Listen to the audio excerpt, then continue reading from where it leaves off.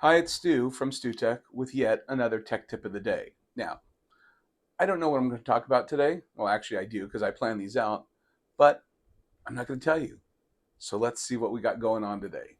What is a browser is today's tech tip.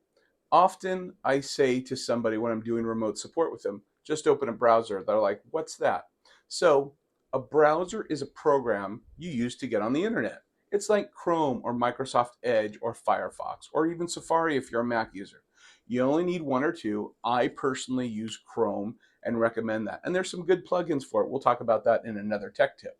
So if you got five installed, it might slow down your system. So stick with your favorite, uninstall the others, and browse safely. And there you have it, another StuTech Tech Tip of the day. Now, I would hope that you pass these on, but always remember, if you have a tech problem, call us, not your kids.